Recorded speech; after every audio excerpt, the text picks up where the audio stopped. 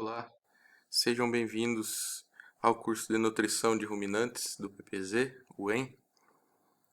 E com esta aula nós temos os objetivos de, primeiro, complementar o material disponibilizado para a leitura e, sobretudo, ao assistirmos à evolução deste campo do conhecimento, que nós possamos entender que a ciência demanda esforço e contribuição de muitos pesquisadores para chegar ao estado que se encontra atualmente.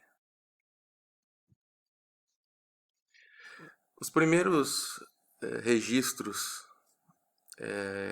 que nós temos acesso são do que nós chamamos hoje de sistemas de nutrição. Eles datam de 2500 a.C., na época dos egípcios, onde já se tinha a noção de que alimentação forçada, ou seja, fornecimento de maior quantidade de alimentos, resultava em maior desempenho dos animais, maior ganho de peso. Ainda antes de Cristo, no norte da Mesopotâmia, por volta de 1350, os hurritas eles já tinham noção de que durante o inverno, quando os dias são mais curtos, os animais eles trabalham por um menor período de tempo. E neste período, como havia menor tempo de trabalho, os animais eles necessitavam de uma menor quantidade de alimentos para sua manutenção. Ainda nesse período inicial, nesses sistemas empíricos de nutrição, no primeiro século depois de Cristo, um escritor chamado Columela, da época do Império Romano, ele relatou que bois usados para arar o solo demandavam 18 quilos de feno para se manter. E aqueles animais que não estavam sendo usados para trabalho, ou seja, animais em descanso, demandavam apenas 13 quilos de feno. É óbvio que todo esse conhecimento relatado ainda naquela época está totalmente correto. Olhamos, por exemplo, para esta figura com mais de 5.000 pontos, 1.000 dados, aonde tem uma correlação entre consumo de matéria seca e produção de leite. Nós podemos observar que existe uma correlação positiva e alta entre consumo de alimento e desempenho animal, então indicando que aqueles povos estavam corretos no seu conhecimento, apesar de rudimentar, estavam corretos. Agora, dando um salto na história da nutrição, chegamos aqui no ano de 1809, início do século XIX. Nós temos aqui, talvez, o pontapé inicial do que nós temos hoje para os sistemas de nutrição animal, né? Especificamente aqui nessa aula para ruminantes. Então, esse agrônomo alemão, o Tarr, ele criou uma tabela de comparação de alimentos e estabeleceu naquele momento o que, de novo, podemos talvez assumir que seja o primeiro sistemas de nutrição de fato, primeiro sistema de nutrição de fato, chamado equivalente feno, no qual o feno ele era utilizado como um alimento padrão. O feno de gramínea temperada, óbvio, trabalho feito na Alemanha. Então, o padrão para essa tabela do TAR era 10 libras, ou 10 pounds de feno, ou 4,5 quilos de feno de gramínea temperada. E os demais alimentos eram colocados nessa tabela como equivalentes a os 10 libras de feno de gramínea. Então, por exemplo, se eu quisesse substituir o feno de gramínea da dieta, eu poderia fazer trocando as 10 libras de feno por 9 libras de feno de trevo, ou 45 libras de feno de palha de trigo, ou 6 libras de grãos de trigo, ou 20 libras de batata, por exemplo. Tá? Então, isso de certa forma já gerou uma oportunidade de trabalhar com alimentos distintos e como objetivo de ter desempenho semelhante ou conseguir fazer a mantença dos animais lançando mão de diferentes alimentos de forma ainda muito empírica. Qual que era o grande problema dessa tabela do equivalente feno? O problema é que feno não é feno, digamos assim. Nós temos feno que varia em qualidade de A a Z, então essa era uma grande crítica naquele momento.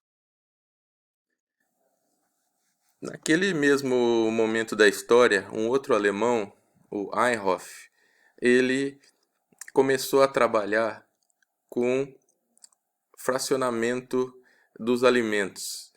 Então, para tentar resolver esse problema que havia na tabela do TAR, o Einhoff ele propôs um tratamento do alimento em laboratório com uma solução que continha água, ácido diluído, álcali diluído e álcool, e de modo que esse alimento, especialmente no caso o feno, as forragens, elas eram expostas a essa solução e a fração que era solubilizada era considerada como uma fração nutritiva e a fração que não era solubilizada, ou seja, a fração insolúvel, era considerada como sem valor nutricional.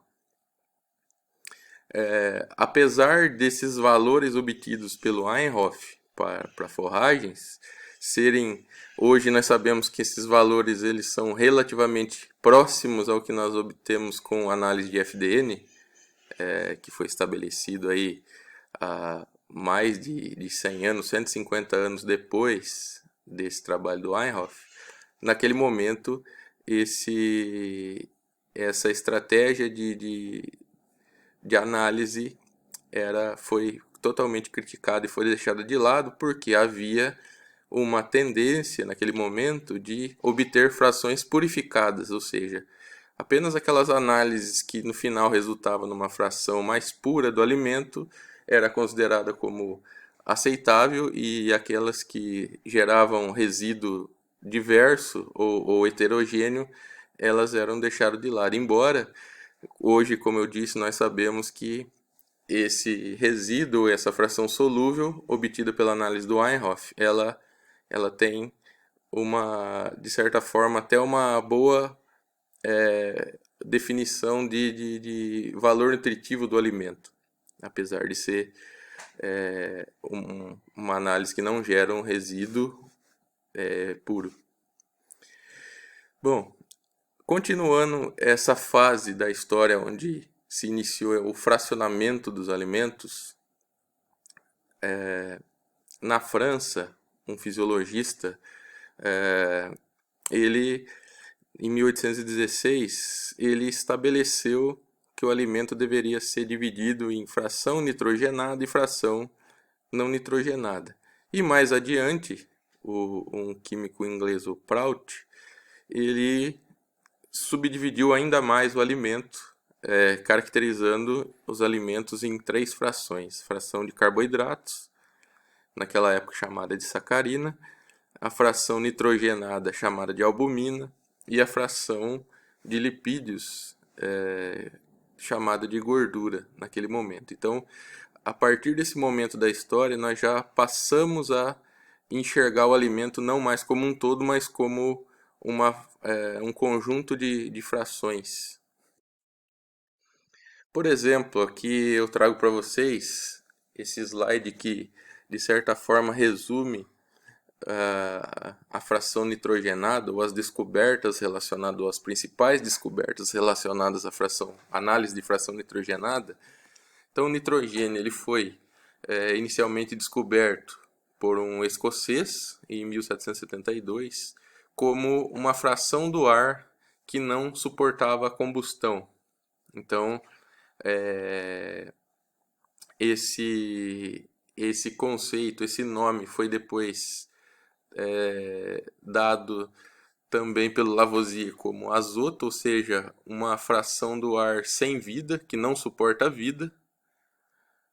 que vai de encontro com o termo dado pelo escocês de ar nóxio, ou seja, aquele que não suporta a respiração.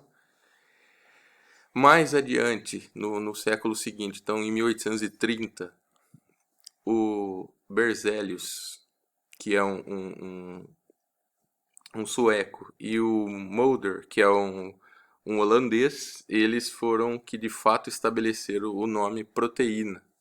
Né? A princípio se acredita que foi o Berzelius, ele trabalhava junto com o Mulder, e aqui eu tenho um pedacinho de uma carta que o Berzelius ele enviou pro Mulder, que era o sócio dele, descrevendo o seguinte: a palavra proteína que eu propus para você, eu gostaria de, eu acho que isso foi derivado do proteios, que significa que está à frente. Por quê? Naquele momento da história, eles acreditavam que a proteína era o principal nutriente que deveria ser suprido para os animais. Por isso, esse termo proteios. E então ele justifica que esse termo, então, que derivado do proteios, proteína, era por causa que isso parece ser a principal substância da nutrição animal que as plantas preparam para os herbívoros e que depois esses herbívoros eles fornecem isso para os carnívoros, ou seja, quando o herbívoro é consumido por um carnívoro, esse ciclo da proteína, do nitrogênio, ele se completa. Então, ainda no século XIX, a partir do momento que começou-se a utilizar esse termo proteína, um outro evento importante que ocorreu foi o estabelecimento de uma análise, de uma marcha analítica para a determinação da proteína bruta. Isso foi feito pelo dinamarquês, o Kildall, e nós usamos esse método até hoje. Então,